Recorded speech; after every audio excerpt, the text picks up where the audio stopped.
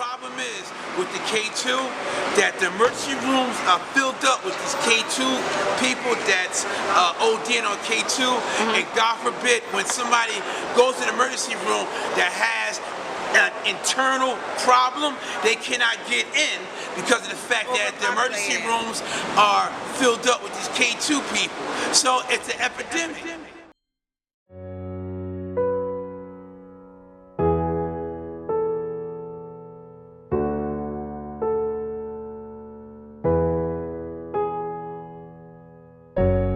K2 got its bones here. 125th Street and Lexington Avenue is ground zero for it.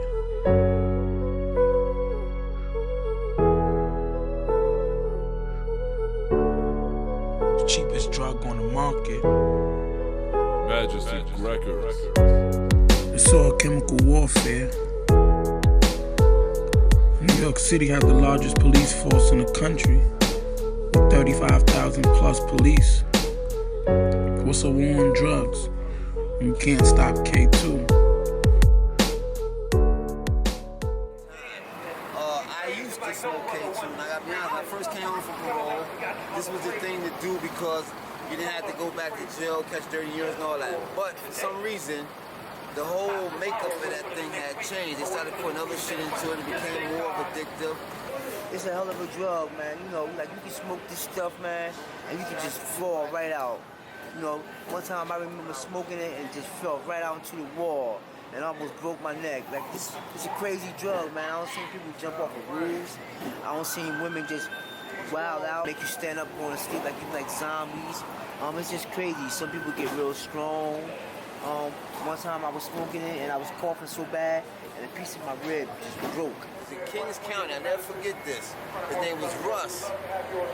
And we were smoking and they were laughing at him because it's like he couldn't handle it. But we didn't know, or I at the time, didn't know that he was choking on his vomit.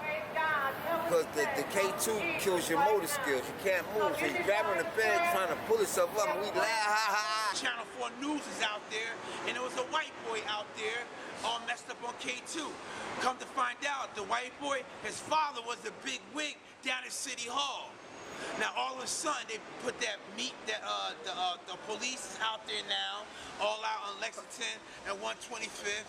You know what I'm saying? But it took for a white kid, you know what I mean, for the police to come here. And what about us, the blacks? I don't know whoever invented this drug. It's like it was a war. It's like it's a war or something, man. Because it's some type of, I'm like going on 50 years old. It's something like I never saw before in my life. You just smoke it? I've sampled the example a few times. Okay.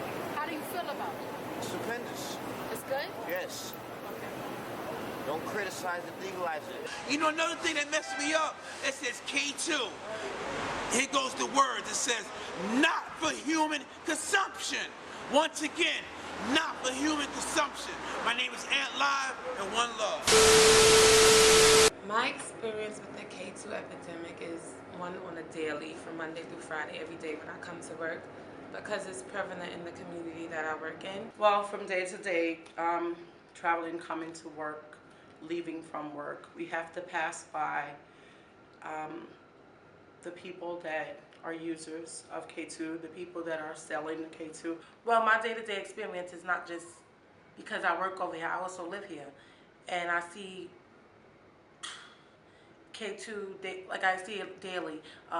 Most of the people that I see, they're like falling out, either getting high or they are high, falling over in front of the school, smoking nearby the school. You literally become immune to it. You just start walking past it. Try to go quickly as you can, but it's horrible.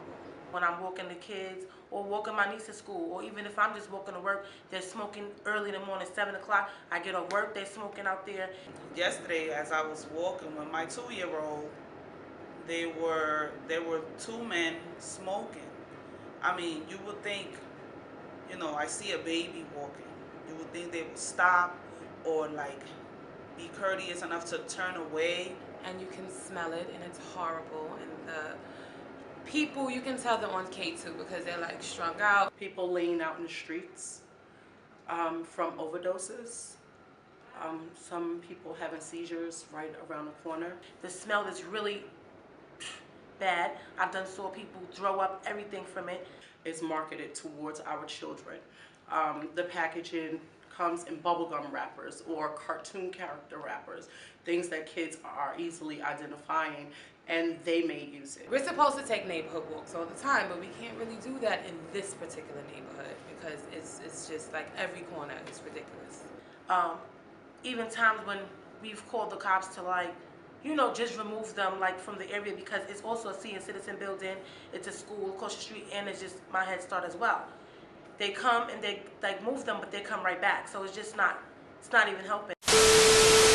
You might buy it in 125th and Lexington most of the time because they got K2 always for sale for 2 and 3. See the K2? It's like a cigarette, and it makes your hands real ugly. Look, if you focus, look at my fingers. K2. That's what K2 does to a female, to a male, and it's not nice. Dudes walking down the street going like, and bugging out, just doing like bugged out random shit that you would never really see if somebody wasn't on the influence or somebody was like very much like mentally disturbed. It's that fucking K2 again? Gotta get up, man. That K2 bad. It makes you be in the streets real hardcore, and you have to sometimes do the guttering, like real ugly, disgusting. People don't like you, and they have to accept you because you understand that we're having a struggling probably, or we're probably depressed, and we're excited. That's what is happening. That's because you got drugs, and it's not fun because you say no to drugs. And you smoke K2, that's gonna even make you like twice as more crazy and fucked up than you was before you smoked. And you do more dramatic, exotic shit. Feel me? Like, I've seen, like she said, I've seen people bang their heads. I've seen people, you know what I'm saying, start cutting themselves and start saying how ugly they are, like self-mutilation. I've seen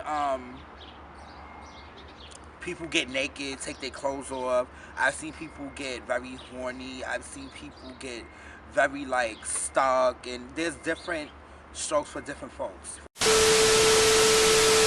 My day-to-day experience with K2 is, well, first of all, coming into work every morning and afternoon, I drive down Park Avenue once I get off the highway. So once I get to 126th Street, 125th Street area, I'm always crossing the paths of the K2 users and possibly sellers, just to see that, and my kids being in the car with me, seeing that, you know, that takes an effect on my children mentally, right? Just to have to witness these K2 users laying on the ground, the activities that they indulging in. Another experience that I've had with the K2 is one of my staff members actually got into an altercation with the K2, some K2 users or suppliers. They got into a physical altercation. They assumed that he was in their territory, I'm gonna say, doing something when he was just going to the store, and they got into a physical altercation with one of my staff members, to where they jumped one of my staff members. Doing this work that we do in East Harlem, particularly in Harlem, but particularly East Harlem Save, we out here trying to reduce violence, particularly gun violence in the East Harlem community. And, you know, drugs such as the K2 is actually bringing more violence into the community. I'm here to let you know this shit is garbage. It's killing motherfuckers, making motherfuckers sick, vomiting, and all kind of shit. Get dehydrated, your skin loses glow and all of that. This shit costs $20 a pack. Motherfuckers out here fighting for that shit night and day like zombies. It make you feel like a loud / dust hive. It's like a dust and a loud hive, like mixed, like hybrid hive. It's like one of the real intensive hives, like a dust hive.